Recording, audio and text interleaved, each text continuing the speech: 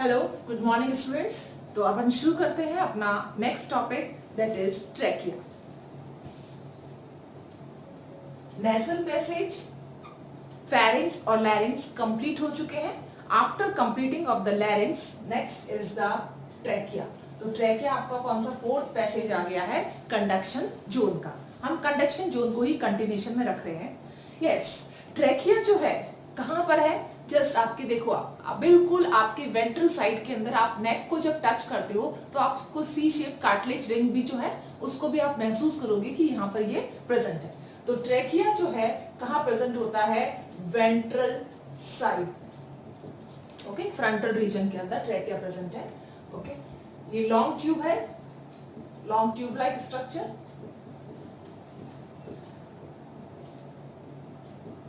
Okay, this is just above the esophagus. Esophagus is present behind the trachea. Esophagus is present behind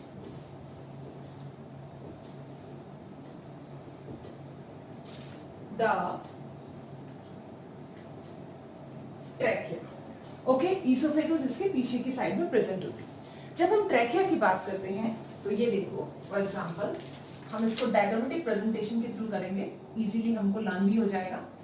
ये इसका diameter जो है approximately कितना होता है, 2.5 centimetre. Diameter of trachea is approximately 2.5 centimetre. This trachea have C shape cartilage ring. इस तरह से आपको क्या नजर आएंगी इसके अंदर, सी शेप कार्टिलेज रिंग, जिसकी वजह से ट्रैकिया जो है वो कोलैप्स नहीं होगा। ये जो रिंग है ऑलमोस्ट आपको ट्रैकिया में 16 to 20 क्या नजर आएंगी, कार्टिलेज रिंग। कितनी नंबर है, कितना अमाउंट है इनका, 60 to 20 कार्टिलेज रिंग। फंक्शन आपको मालूम ही है, ये ट्रैकिया को कोलैप्सिंग से it prevents collapsing okay of trachea. अब ये जो लेंथ है इस ट्रैकिया की अप्रोक्सीमेटली कितनी होती है, that is 12 centimetre. Okay, 12 centimetre in length. Trachea आपके जो पीछे की साइड में कौन सा वर्टिब्रा है, थोरेसिक फिफ्थ। अगर मैं कहती हूं कि यहां पर आ जाता है थोरेसिक फिफ्थ वर्टिब्रा, ठीक है ना, thoracic fifth vertebra. Thoracic fifth vertebra के टाइम जहां तक ट्रैकिया पहुंचा है वहां से ये क्या करेगा, बाइफरकेट करेगा। ओके, यहां से ट्रैकिया ने क्या करा है, बाइफरकेशन करा। अब आप देखो, बाइफरकेशन करते वक्त ये क्या बनाएगा, primary bronchus. Trachea divides and form two primary bronchus. एक ये रहा primary bronchus, this is what, primary bronchus. आप इसे क्या कहेंगे, प्राइमरी ब्रोंकस। और ये भी क्या है बेटा, that is primary bronchus. Clear. तो कार्टिलेज रिंग किस पे प्रेजेंट थी, ट्रैकिया के अंदर प्रेजेंट है। कंटिन्यूएशन में वही ट्यूब चल रही है तो उसी ट्यूब के अंदर आप क्या डालेंगे, यहां पर भी सी शेप कार्टिलेज रिंग जो है इस वाले पोर्शन के अंदर भी आएगी, कार्टिलेज रिंग इस वाले पोर्शन में भी आएगी। क्लियर। अब ये देखो बीच में कैसा पोर्शन बन गया है, ये खाली जो जोन नजर आ रही है आपको, ये आपका थोरेसिक फिफ्थ वर्टिब्रा से डिवीजन शुरू हुआ। This portion, this blank portion is known as carina. इसे आप क्या कहते हो, कैरिना। जब आपको रिफ्लेक्स आता है, कफिंग रिफ्लेक्स, वो कफिंग रिफ्लेक्स कहां से जनरेट होता है, रिफ्लेक्स एक्शन का कहीं ना कहीं तो जनरेशन होता ही है। रिफ्लेक्स एक्शन क्या होता है, सडन चेंज। आपका नर्वस सिस्टम सडन चेंज जो कर रहा है, जिससे अंदर ब्रेन की कोई रोल नहीं है, सिर्फ ब्रेन के पास मैसेज गया है, उस एक्शन को आपने क्या कहा, रिफ्लेक्स एक्शन। तो एकदम से आपको कफिंग या इस तरह से कोई स्नीजिंग वगैरह कुछ भी इफेक्ट अगर आपको आते हैं तो उसका ओरिजिन कहां होता है, that origin is from carina. तो carina produces what, reflex. Okay, that reflex is for coughing. Coughing के लिए होता है, बेसिकली जो है सबसे ज्यादा जो यूज होता है कफिंग के लिए। अब आप देखिए इसमें दो प्राइमरी ब्रोंकस है, एक कौन सा वाला आ जाएगा आपका, राइट हैंड साइड, और एक कौन सा आ गया आपका, that is left primary bronchus. Right primary bronchus को देखिए आप, थोड़ा सा वाइड है, ठीक है।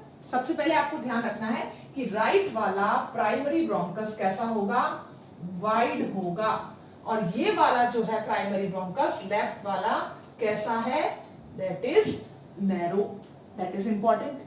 ये लॉन्ग भी होगा, थोड़ा सा लंबा दिख रहा होगा आपको, वो थोड़ा सा छोटा है, ये थोड़ा सा क्या है, लंबा है।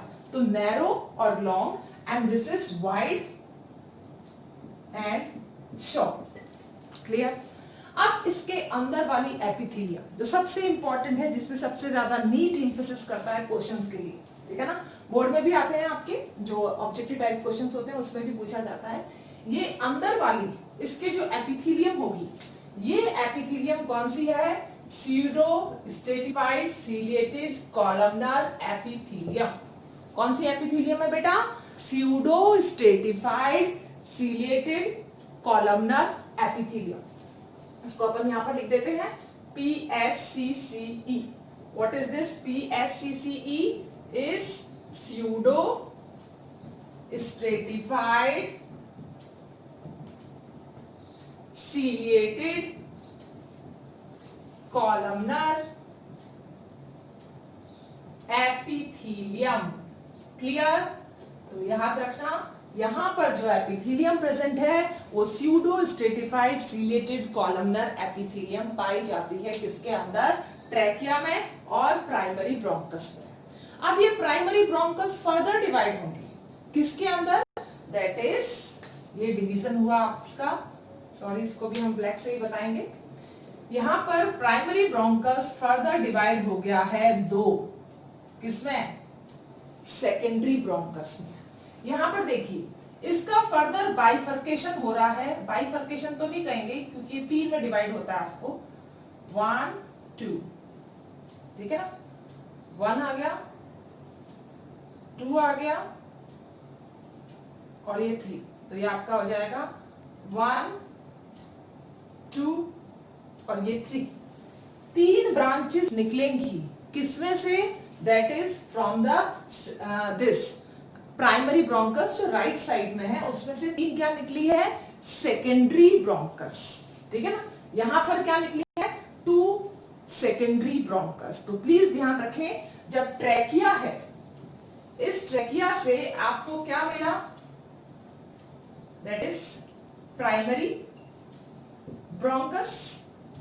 कौन कौन सी वाली, एक राइट साइड वाली मिली है और दूसरी लेफ्ट साइड वाली मिली, ठीक है।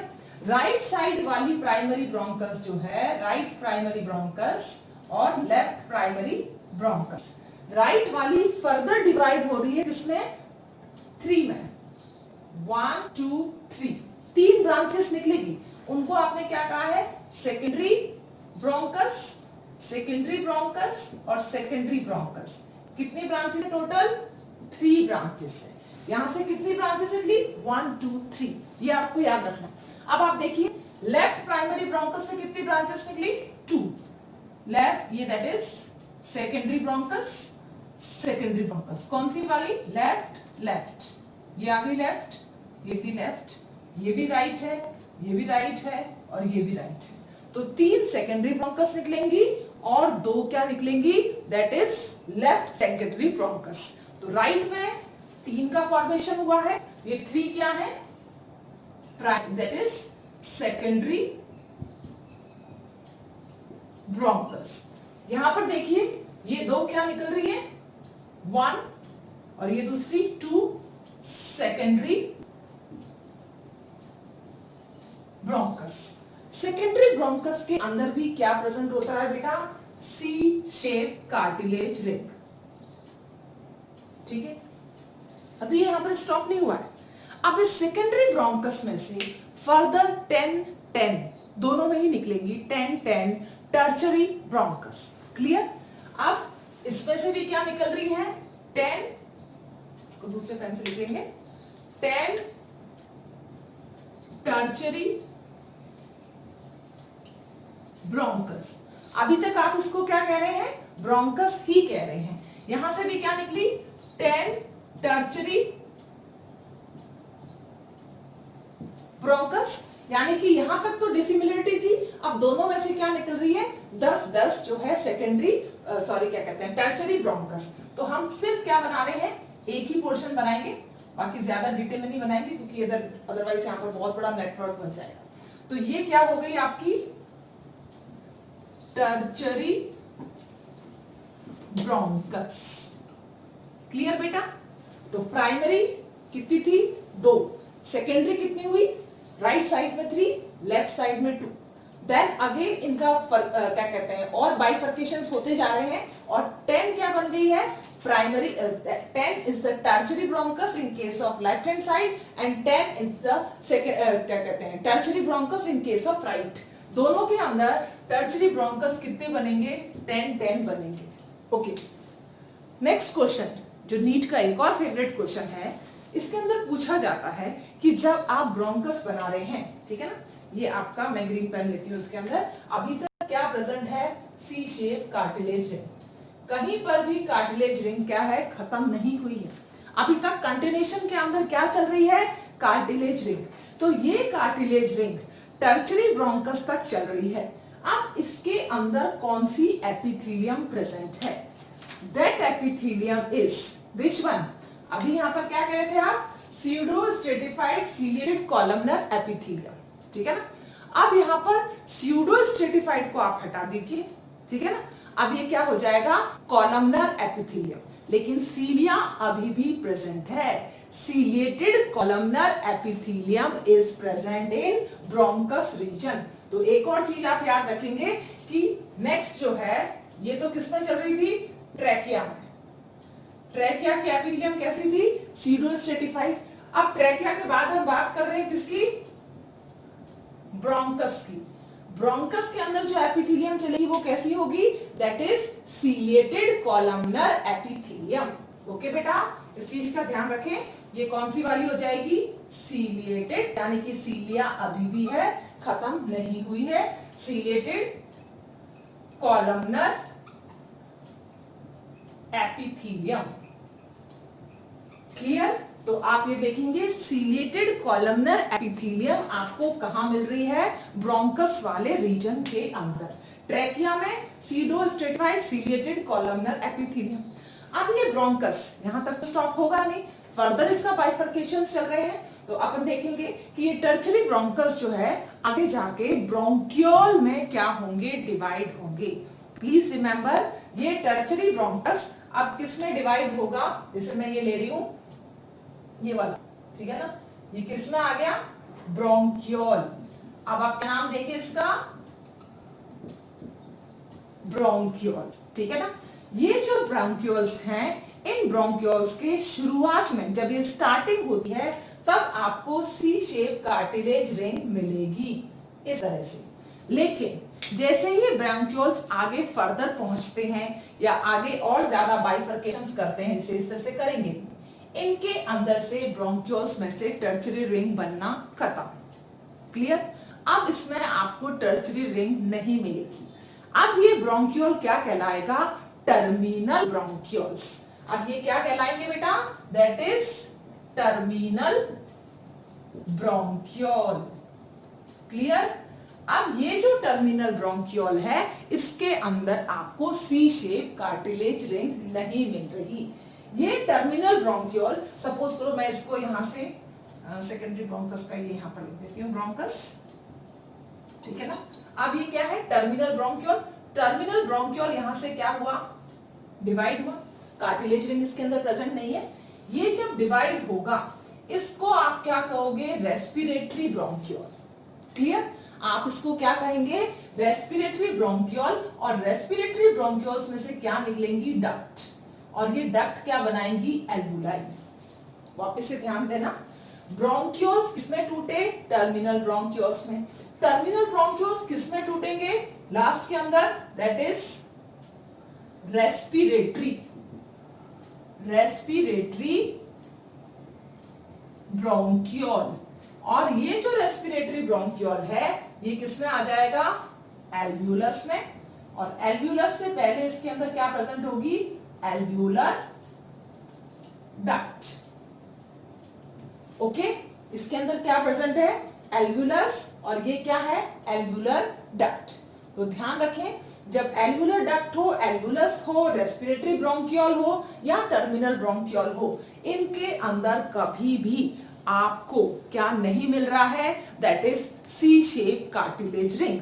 लेकिन जब आप इसकी इंटरनल स्टडी करते हैं तब आपको इसके अंदर क्या मिलेगा, जैसे हम कहते हैं टर्मिनल ब्रोंकियोल्स या ब्रोंकियोल्स, ठीक है ना, टर्मिनल ब्रोंकियोल्स और दूसरा वाला जो है ब्रोंकियोल्स, सिंपली जो ब्रोंकियोल्स हैं, इनके अंदर एपिथेलियम फर्दर क्या हो जाएगी, चेंज।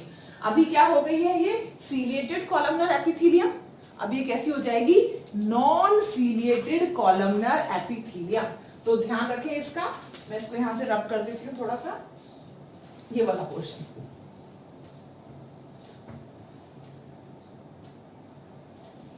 अब आप देखो ब्रोंकियोल के अंदर कौन सी वाली एपिथेलियम आई है, ब्रोंकियोल, ब्रोंकियोल के अंदर आएगी epithelium, that is which one, कौन सी वाली, ये सीलिएटेड है, ये कैसी होगी, नॉन सीलिएटेड कॉलमनर एपिथेलियम। तो इस तरह बिल्कुल ध्यान रखिए कौन सी एपिथेलियम कहां प्रेजेंट है। ब्रोंकियोल के बाद में क्या आ जाएगा, रेस्पिरेटरी ब्रोंकियोल और एल्वुलर डक्ट। तो ध्यान रखें फर्दर कि रेस्पिरेटरी ब्रोंकियोल, कौन सा वाला पोर्शन आ गया है, लास्ट वाला, रेस्पिरेटरी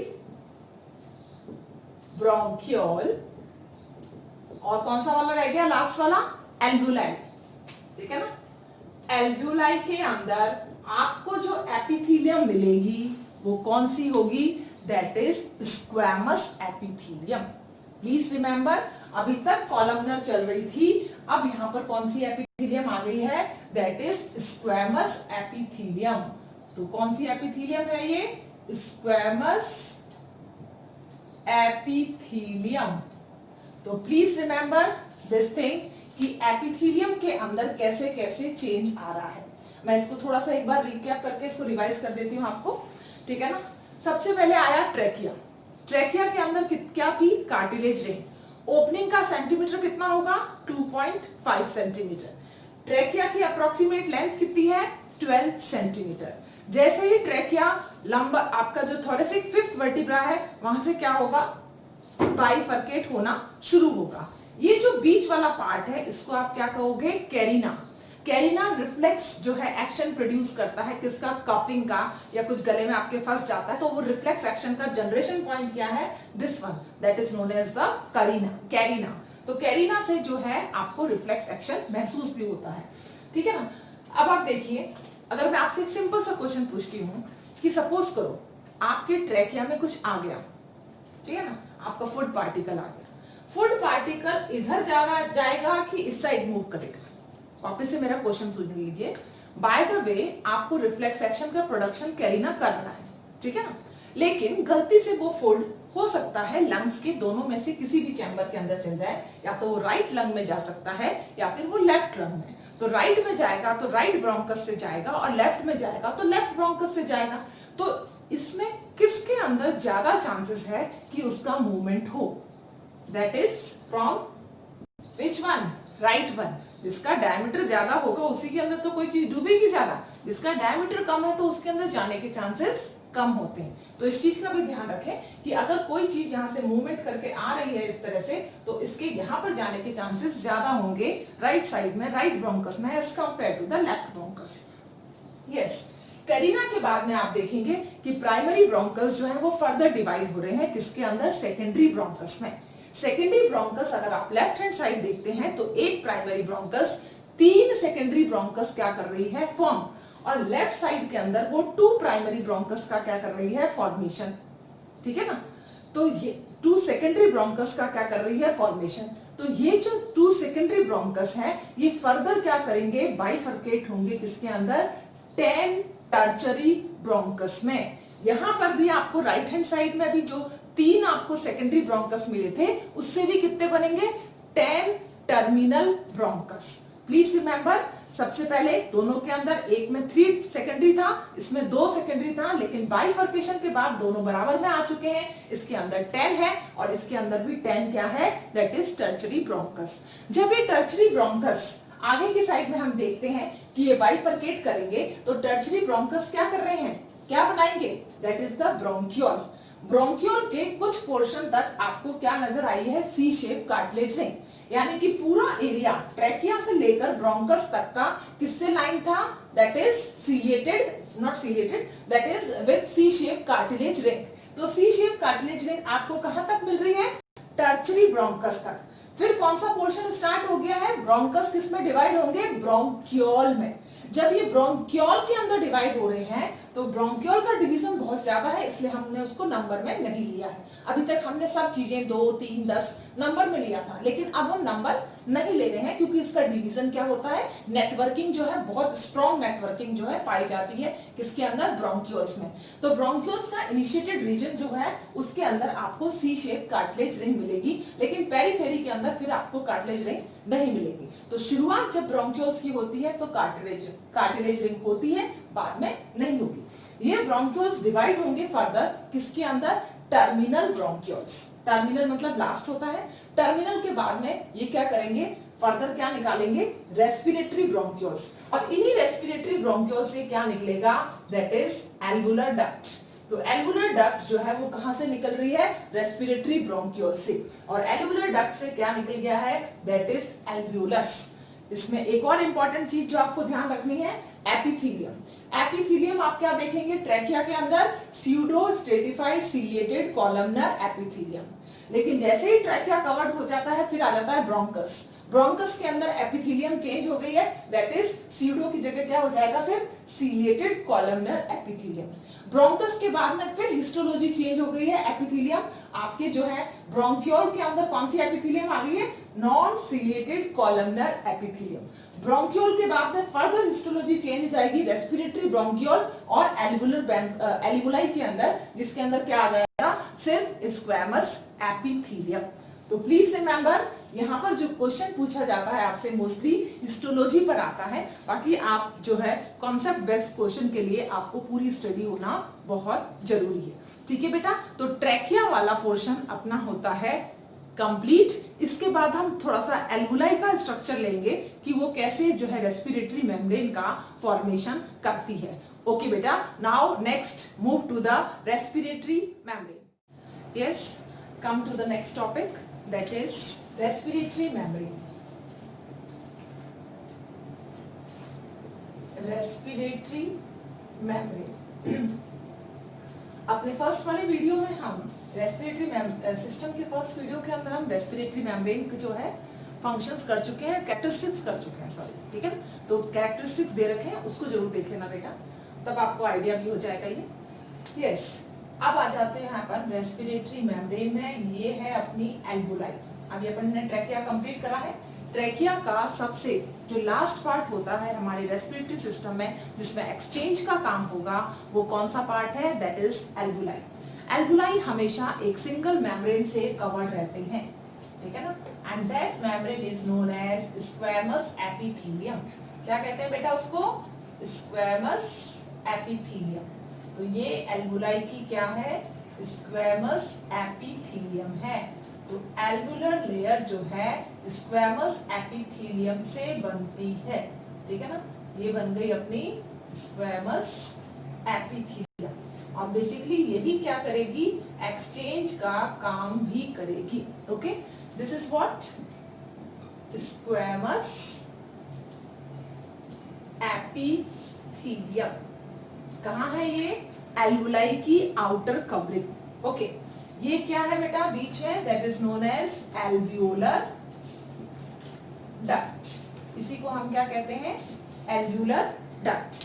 अब आप देखिए यहाँ पर और क्या प्रेजेंट होता है, कैपिलरीज, ठीक है ना।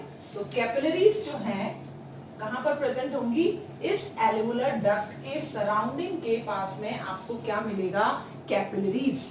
कैपिलरीज भी जो है एक सिंगल मेम्ब्रेन से कवर्ड रहती है और उस मेम्ब्रेन को हम क्या कहते हैं, endothelium. What is the name of the membrane which covers the epithelium is endothelium. This is only single layer.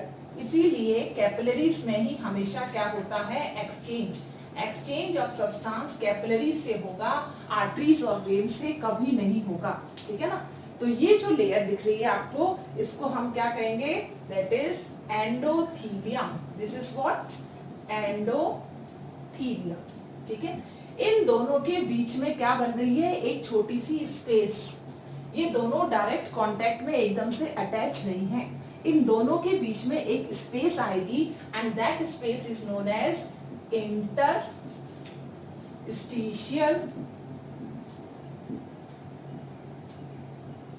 Space. Okay, तो आप देखिए जहां पर भी एपिथेलियम होगी बट नेचुरल है, वहां पर क्या हो, बेसमेंट मेम्ब्रेन.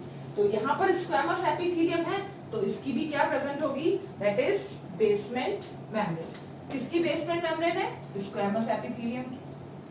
क्या आ गई है, बेसमेंट मेम्ब्रेन. ऑब्वियसली ये एंडोथेलियम होगा तो एंडोथेलियम की भी क्या प्रेजेंट होगी, बेसमेंट मेम्ब्रेन. अब आप देखिए हम क्या कर रहे हैं, किसकी, रेस्पिरेटरी मेम्ब्रेन. तो रेस्पिरेटरी मेम्ब्रेन का सबसे इंपॉर्टेंट कैरेक्टर है कि उसका एरिया कैसा होना चाहिए, लार्ज. तो लार्ज सरफेस एरिया कैसे बनेगा बेटा, सबसे पहले first important character that is large surface area. तो प्लीज रिमेंबर हमारी बॉडी के अंदर लंग्स में कम से कम कितनी एल्वुलाई प्रेजेंट है, 300 million alveoli is present. Okay, तो लार्ज सरफेस एरिया किसकी वजह से हो रहा है, 300 मिलियन एल्वुलाई जो है आपको कहां मिलेगी, आपके लंग्स के अंदर. ये जो लार्ज अमाउंट जो है एल्वुलाई का, वो लार्ज अमाउंट एल्वुलाई का क्या करेगा, सरफेस एरिया बनाएगा. जितना ज्यादा लार्ज सरफेस होगा उतना ज्यादा ऑक्सीजन इनटेक जो है हमारे लंग्स कर पाएंगे. Okay, so large surface area किसकी वजह से बन रहा है, 300 एल्वुलाई की वजह से. अप्रोक्सीमेटली कितना सरफेस एरिया बन जाता है, हम कहते हैं एक टेलीस्कोप के बराबर बन जाता है. वो कितना होगा, दैट इज 72 मीटर स्क्वायर. कितना बन गया ये, 72 मीटर स्क्वायर सरफेस एरिया बन गया है.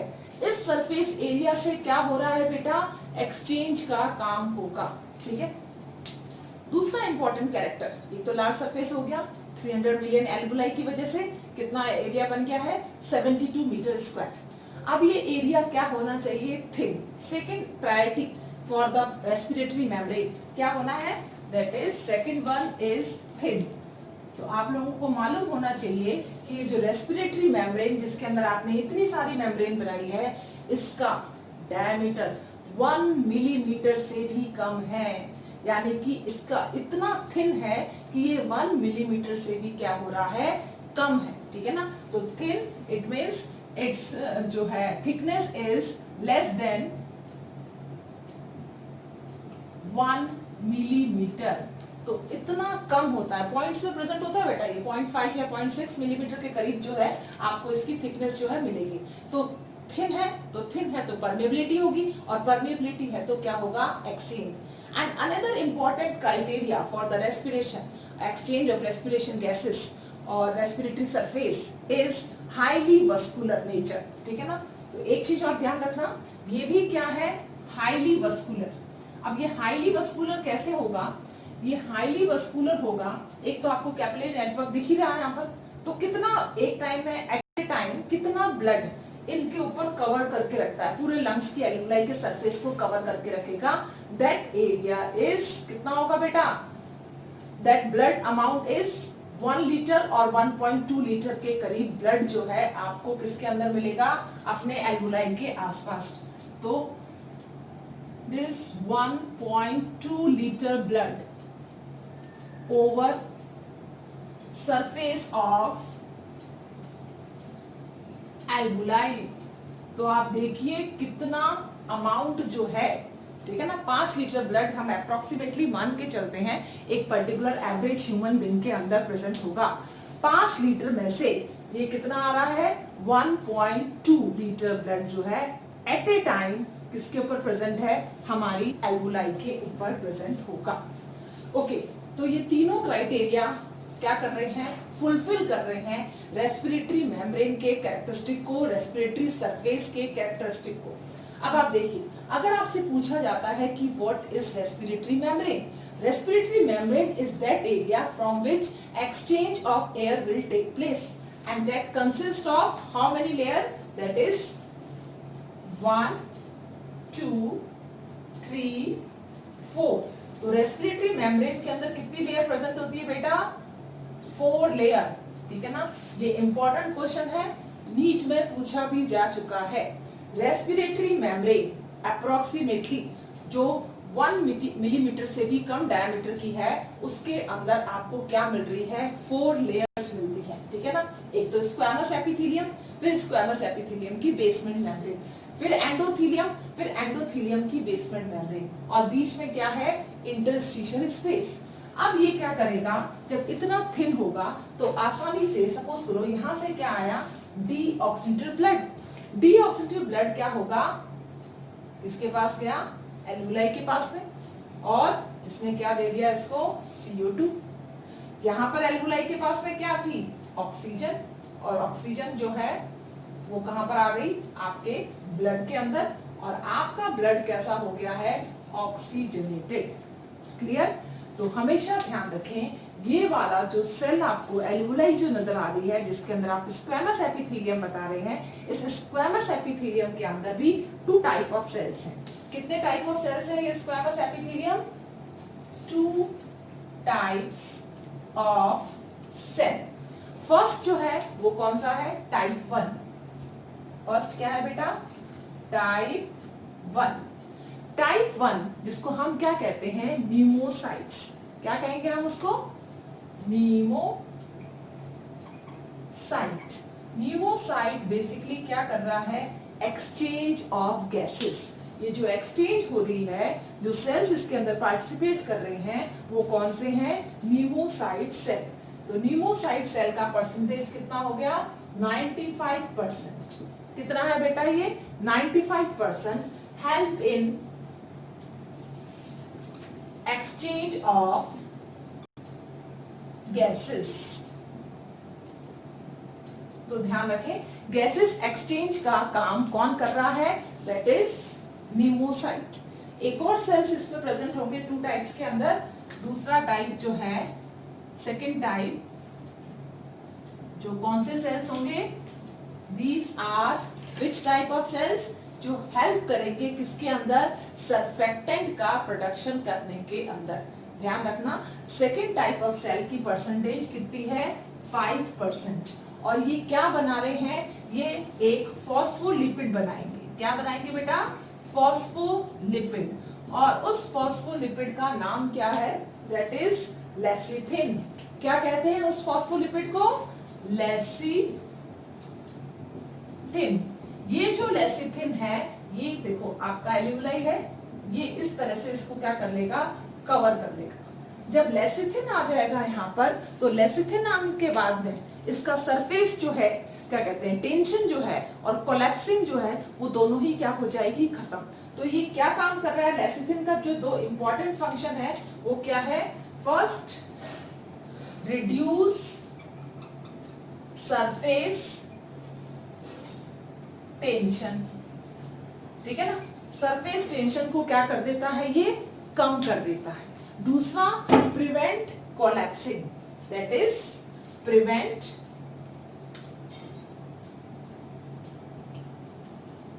कोलैप्सिंग ऑफ, किसकी कोलैप्सिंग को बचाता है, कोलैप्सिंग ऑफ एल्वुलाई। तो एल्वुलाई को कोलैप्सिंग से बचाने का काम कौन करेगा, ये सर्फेक्टेंट। ये जो सर्फेक्टेंट है बेसिकली, इसको आप क्या कह सकते हो, दिस सर्फेक्टेंट। ये आता भी है क्वेश्चन, आपको ये तो मालूम पड़ गया कि ये क्या है, एक फॉस्फोलिपिड है। तो हम सर्फेक्टेंट को देखेंगे, दैट इज DPPC, ठीक है ना। ये जो आपका DPPC है, मैं इसको यहां से हटा देती हूं।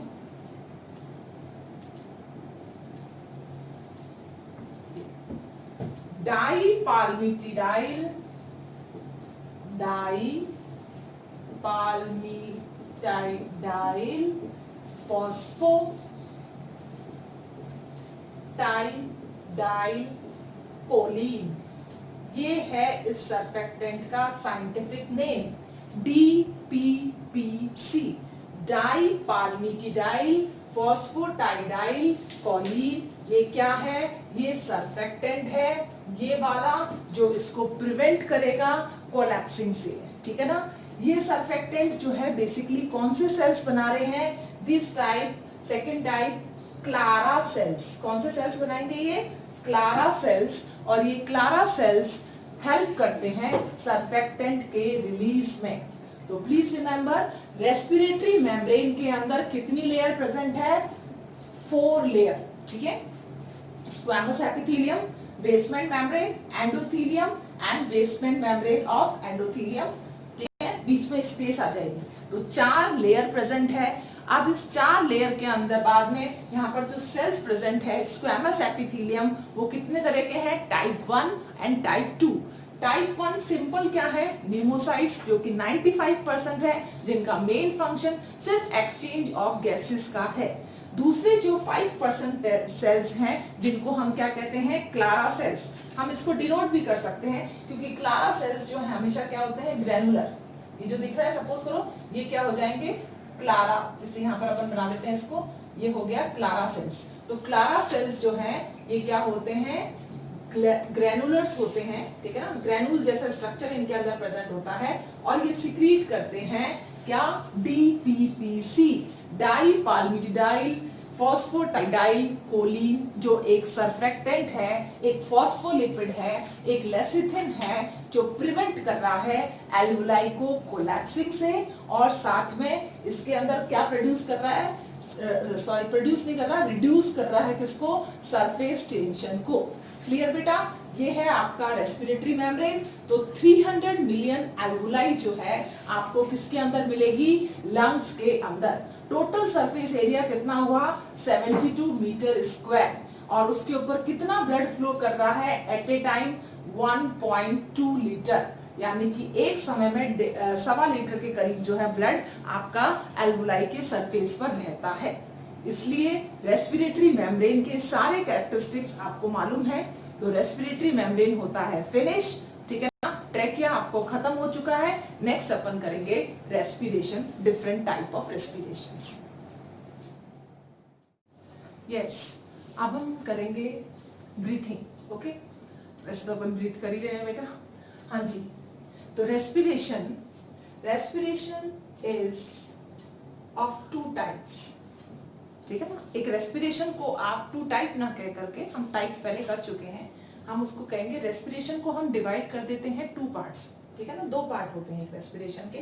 फर्स्ट पार्ट जो होता है that is known as the breathing, ठीक है ना।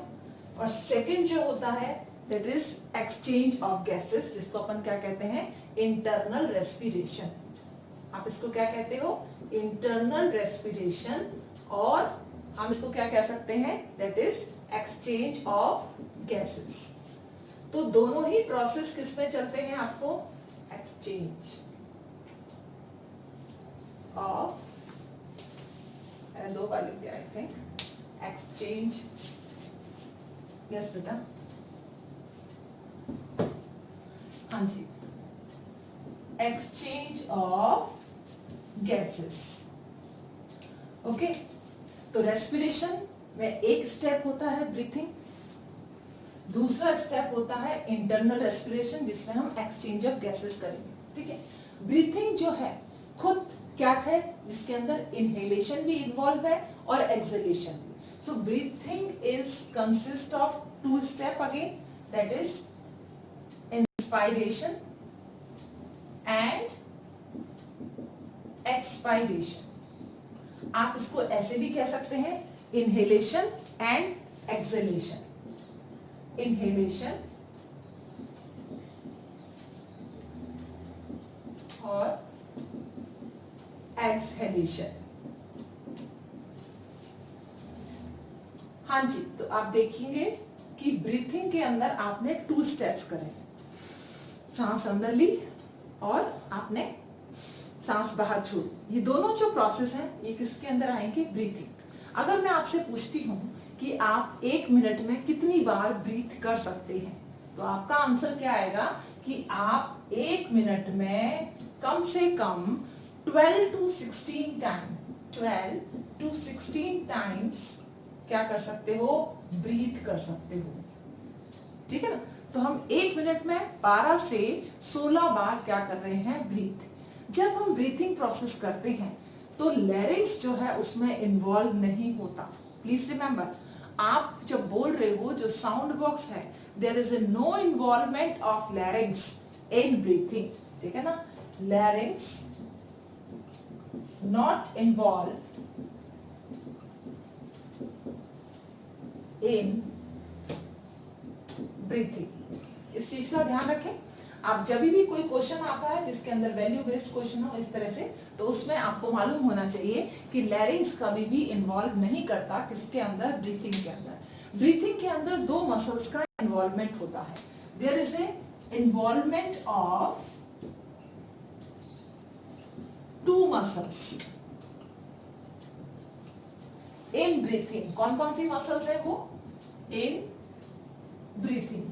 पहली जो मसल्स है जो इन्वॉल्व करेगी ब्रीथिंग के अंदर, that is known as radial muscles. Diaphragm की मसल्स जो है, diaphragm muscles, that is first diaphragm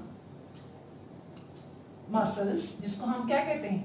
इसको कुछ लोग रेडियल मसल्स भी कहते हैं और कुछ फ्रेनिक भी कहते हैं। दोनों ही सेम है, don't confuse in this one.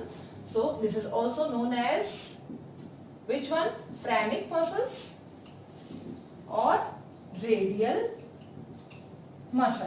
तो डायफ्राम की मसल्स को आप क्या कह सकते हो? फ्रेनिक मसल्स और रेडियल मसल्स भी कह सकते हो। तो सबसे पहले इन्वॉल्वमेंट किसका होता है? डायफ्राम की मसल का होता है। किसके अंदर? रेस्पिरेशन के अंदर। और रेस्पिरेशन में भी कौन से स्टेप में? ब्रीथिंग वाले स्टेप में। यस, दूसरी मसल्स जो काम करती हैं आपके रेस्पिरेशन में और ब्रीथिंग में, that one is internal coastal muscles. Intercostal muscles कर देते हैं अपन इसको, 2 अलग अलग टाइप की होती है। Intercostal muscles.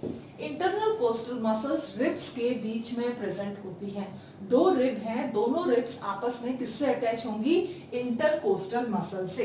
तो intercostal muscles are of 2 type, internal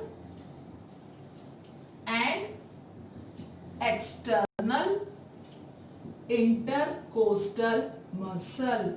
अब आप देखिए, सपोज करो मैं ये बनाती हूं एक थोरेसिक कैविटी। ठीक है ना? ये एक थोरेसिक कैविटी है। ये आ गई आपकी कौन सी muscles? That one is the radial muscles और फ्रेनिक मसल। डायफ्राम की मसल्स को आपने क्या कहा? Radial muscle. अब रिब्स कहां प्रेजेंट होती है बेटा? रिब्स प्रेजेंट होती है आपके थोरेसिक केज के अंदर। यहाँ पर इस तरह से आप क्या देखोगे? रिब्स जो है आपकी बॉडी के अंदर यहाँ पर इस तरह से प्रेजेंट है। अब इन रिब्स के बीच में जो मसल्स आएंगी, रिब्स के बीच में, क्योंकि रिब्स क्या हो रहा है? कॉन्ट्रैक्ट हो रहा है और रिलैक्स। तो contraction and relaxation of this rib और thoracic cavity is just due to this radial muscles. तो radial muscle, sorry, intercostal muscles. तो ये बीच में क्या आ गई है बेटा? Intercostal muscles. तो 2 रिब के बीच में ये आ गई आपकी इंटरकोस्टल मसल्स। तो हम ये कहते हैं कि ब्रीथिंग में 2 तरह की मसल्स पार्टिसिपेट करती हैं। पहली रेडियल मसल और दूसरी intercostal muscles. Coastal, intercostal muscles जो 2 रिब्स के बीच में आएंगी। Okay, clear? तो सबसे पहले अगर आपको रेस्पिरेशन करना है तो 1 मिनट में आप कितनी बार रेस्पायर करोगे? 12 से 16 बार। जो जितना अच्छा एक्सरसाइज करेगा वो उतनी कम बार क्या करेगा? ब्रीथ करेगा। एक और सबसे इंपॉर्टेंट चीज, जितना छोटा एनिमल होगा उसके अंदर रेट ऑफ रेस्पिरेशन क्या होगी? High. Okay, smaller the animal, rate of respiration is higher. Okay, तो जितने स्मॉलर एनिमल्स होंगे, जितने भी छोटे, सपोज करो मैं आपको कंपैरिजन देती हूं किसके बीच में? एलिफेंट और रैट के बीच में। तो एलिफेंट के अंदर रेट ऑफ रेस्पिरेशन कम होगी as compare to the rat. तो smaller the animal, more the respiration rate, more the respiration rate। क्यों होता है ऐसा? छोटे एनिमल्स के अंदर रेस्पिरेशन रेट क्यों होती है ज्यादा? बिकॉज उनके अंदर मेटाबॉलिज्म ज्यादा होगा। तो जिसके अंदर मेटाबॉलिक एनर्जी ज्यादा चाहिए या जिसको मेटाबॉलिज्म के लिए ज्यादा एनर्जी चाहिए, तो जिसका मेटाबॉलिक एनर्जी ज्यादा होगी उसके अंदर रेट ऑफ रेस्पिरेशन भी क्या होगा? हाई होगा। तो जितना छोटा एनिमल होगा वो उतनी बार क्या कर रहा है? ज्यादा बार रेस्पिरेशन। क्योंकि आपने देखा होगा चींटी लगातार खाना खाती रहती है, इकट्ठा करती रहती है, तो उसका मेटाबॉलिक रेट क्या हो गया? हाई। तो रेस्पिरेशन रेट भी उसकी क्या हो जाएगी? हाई हो जाएगी। तो smaller the animal, more the respiration rate. Okay, and this respiration rate depend upon metabolic rate, depend on metabolic rate. तो रेस्पिरेशन रेट किसके ऊपर डिपेंड करती है बेटा? मेटाबॉलिक रेट पे। ठीक है, तो दो मसल्स का इन्वॉल्वमेंट जरूर याद रखना, डायफ्राम की रेडियल मसल्स और intercostal muscles present in the ribs, जो पार्टिसिपेट करती हैं किसके अंदर? ब्रीथिंग के अंदर। ठीक है ना। अब इस मसल्स के बेसिस पे ही हम 3 टाइप्स ऑफ रेस्पिरेशन करेंगे। ठीक है ना, अभी करते हैं उसको, मैं इसको रफ कर देती हूँ। कितने टाइप ऑफ रेस्पिरेशन? पहले 2 कर देते हैं, उसके बाद में थर्ड वाला हम केस देखेंगे इसके अंदर। तो 2 रेस्पिरेशन जो है बेसिकली कौन कौन से रेस्पिरेशन होंगे? सबसे पहले हम लेंगे क्वाइट रेस्पिरेशन। ठीक है, क्वाइट रेस्पिरेशन, जैसे आप लोग अभी बैठे हैं तो इस समय जो आपका रेस्पिरेशन बॉडी के अंदर चल रहा है वो कैसा रेस्पिरेशन होगा? Quite respiration. तो रेस्पिरेशन के अंदर हम जो है फर्दर देख रहे हैं मसल्स के इन्वॉल्वमेंट के बेसिस के अंदर कि कौन कौन सा रेस्पिरेशन चलता है। सबसे पहले फर्स्ट हम लेंगे क्वाइट रेस्पिरेशन। क्वाइट रेस्पिरेशन, आप जब नॉर्मल एक्टिविटी कर रहे हो, मैं खड़ी हूं इस समय, मैं कौन सा रेस्पिरेशन कर रही हूं? Quite respiration. क्वाइट रेस्पिरेशन के अंदर कौन सा मसल्स या कौन सी मसल्स सबसे इंपॉर्टेंट रोल में से? ये है आपकी थोरेसिक कैविटी। ठीक है ना, ये आ गई आपकी रेडियल मसल। अभी आप शांति से बैठे हैं। ठीक है ना, अब आप देखिए मेरा जो है डायफ्राम जो है उसका मूवमेंट मुझे कैसे पता चल रहा है? जब बेली बाहर की साइड में निकलती है या थोड़ा अंदर, तो ये जो मूवमेंट हो रहा है जिसके अंदर आपका थोरेसिक कैविटी बिल्कुल क्या है, मतलब आपको नॉर्मल सा शांत सा लगेगा, लेकिन आपकी बेली जो है वो बार बार प्रोट्रूड होगी, फिर बैकवर्ड जाएगी, फिर आउटवर्ड आएगी, फिर बैकवर्ड जाएगी। इट मींस यहाँ पर कौन सा जो है मसल्स पार्टिसिपेट कर रही है? इसके अंदर पार्टिसिपेट कर रही है आपकी ये वाली muscles, that is radial muscle. मैं यहाँ पर इसको फ्रेनिक मसल भी लिख सकती हूँ, कोई वो ज्यादा डिफरेंस नहीं है, दोनों एक ही चीज है। ठीक है, तो रेडियल मसल जो है किसके अंदर प्रेजेंट है? डायफ्राम के अंदर। अगर इस रेडियल मसल का रोल 70% से ज्यादा है, ठीक है ना, 70% से ज्यादा इसका रोल है, तो इस ब्रीथिंग को आप, इस रेस्पिरेशन को क्या कहेंगे? Quite respiration, in which involvement of radial muscle is more than 70%, then that type of breathing is known as quite respiration. जहां पर आपको सिर्फ स्टोमक का मूवमेंट नजर आ रहा है, थोरेसिक का मूवमेंट नजर नहीं आ रहा, क्योंकि यहाँ पर इंटरकोस्टल मसल्स भी काम कर रही है, लेकिन उनका परसेंटेज बहुत कम है, दैट इज ओनली 30%। 70% का रोल किसका है? रेडियल मसल्स का। इंटरकोस्टल मसल्स का रोल कितना होगा? 30%। इस तरह के रेस्पिरेशन को आप क्या कहोगे? क्वाइट ब्रीथिंग, जिसमें आपको किसका मूवमेंट नजर आएगा? बेली movement. Belly movement is seen in body। इसके अलावा आपको थोरेसिक मूवमेंट जो है वो नजर नहीं आएगा। सेकेंड रेस्पिरेशन अपन ले रहे हैं, that is thoracic respiration.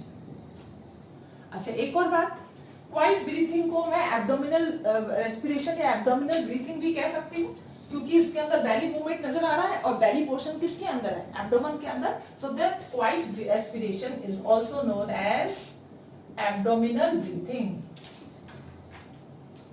Abdominal breathing, तो मैं इसको एब्डोमिनल ब्रीथिंग भी कह सकती हूँ। अब आप आ जाइए किसके अंदर? थोरेसिक रेस्पिरेशन, या अपन कह सकते हैं इसको फास्ट। ठीक है ना, फास्ट भी कह सकते हैं। अब आप देखिए, ये आपकी थोरेसिक कैविटी है, क्लियर। अब आप दौड़ के आते हो, बहुत तेज दौड़ के आए हैं, जब आप दौड़ के आए हो तो रेट ऑफ रेस्पिरेशन क्या होगा, हाई। जब रेट ऑफ रेस्पिरेशन हाई होगा तो आपका चेस्ट का मूवमेंट बहुत ज्यादा ऊपर नीचे ऊपर नीचे ऊपर नीचे इस तरह से मूवमेंट करेगा। बैली का मूवमेंट आपको नजर नहीं आएगा, आपका मूवमेंट किसका होगा, थोरेसिक का मूवमेंट जो है वो ज्यादा होगा। क्यों ज्यादा हो रहा है, क्योंकि यहाँ पर जो आपकी रिब्स जो थी उन रिब्स के बीच में कौन सी मसल्स हैं, इंटरकोस्टल मसल्स। रिब्स के बीच में कौन सी मसल्स है बेटा, दैट इज इंटरकोस्टल मसल। तो अगर मैं कहूं कि किसी रेस्पिरेशन के अंदर इंटरकोस्टल मसल्स का कंट्रीब्यूशन ज्यादा है, दैट इज 70%, ठीक है ना, और आपके डायफ्राम का कम है, तो उस रेस्पिरेशन को मैं क्या कहूंगी, थोरेसिक रेस्पिरेशन। तो कंट्रीब्यूशन ऑफ क्या होगा, contribution of intercostal muscle is more as compared to diaphragm। तो आप उस रेस्पिरेशन को क्या कहेंगे, थोरेसिक रेस्पिरेशन। स्पोर्ट्स पर्सन जब एक्टिविटी करके आता है तो उसके अंदर कौन सा होता है, थोरेसिक रेस्पिरेशन। तो थोरेसिक रेस्पिरेशन के अंदर ICM इंटरकोस्टल मसल्स का रोल जो है वो ज्यादा हो गया, 70% से ज्यादा हो जाएगा, या उससे ज्यादा 80% तक आ रहा है, या ज्यादा हो रहा है, यही इनफ है आपके लिए। तो उसको अपन क्या कहेंगे, थोरेसिक रेस्पिरेशन कहेंगे। डायफ्राम भी वर्क कर रहा है, यहाँ पर भी इंटरकोस्टल मसल्स काम कर रही थी और डायफ्राम भी वर्क कर रहा था, लेकिन फ्रेनिक की एक्टिविटी या रेडियल की एक्टिविटी क्या थी, ज्यादा। यहाँ पर रेडियल की एक्टिविटी क्या हो गई है, कम। तो ये जो रेडियल मसल्स हैं या फ्रेनिक मसल्स हैं, इनकी एक्टिविटी क्या हो जाएगी, लेस हो जाएगी। आप उस रेस्पिरेशन को क्या कहेंगे, थोरेसिक रेस्पिरेशन। अब हम एक केस स्टडी करते हैं कि अगर कोई लेडी है, ठीक है ना, या उसको हम कह सकते हैं, थर्ड को हम लिख देते हैं प्रेग्नेंट वुमेन। तो अगर कोई वुमेन जेस्टेशन पीरियड में है और वो 7th और 8th मंथ चल रहे हैं उसका प्रेगनेंसी का, 7 to 8 मंथ, इस समय इसकी बॉडी के अंदर कौन सा रेस्पिरेशन वर्कआउट करेगा, दैट इज क्वाइट ब्रीथिंग और थोरेसिक ब्रीथिंग, ठीक है ना, या थोरेसिक रेस्पिरेशन। तो हम देखेंगे कि प्रेग्नेंट वुमेन के अंदर ऑब्वियसली क्योंकि एब्डोमेन का साइज काफी बड़ा हो गया है, इसकी वजह से फ्रेनिक मसल्स, ये वाली जो रेडियल मसल्स हैं, ये क्या रह रही हैं, रिमेन इन कॉन्ट्रैक्टेड स्टेट, ठीक है ना। रेस्टिंग स्टेज में तो आ ही नहीं पाएगी, वो तो हमेशा ही क्या रहेंगी, कॉन्ट्रैक्ट स्टेज में। तो यहाँ पर प्रेग्नेंट वुमेन के अंदर क्या हो रहा है, रेडियल मसल्स जो है they are remain in which state, that is contract stage. तो कॉन्ट्रैक्ट स्टेज में होने की वजह से डायफ्राम जो है अपनी पूरी एक्टिविटी नहीं कर पाता, वो हमेशा कौन से मोड के अंदर रहेगा, कॉन्ट्रैक्ट फॉर्म के अंदर ही रहेगा। एक्टिविटी किसकी होगी, इंटरनल कोस्ट, आपकी जो इंटरकोस्टल मसल्स है उसकी एक्टिविटी क्या हो जाएगी, ज्यादा हो जाएगी।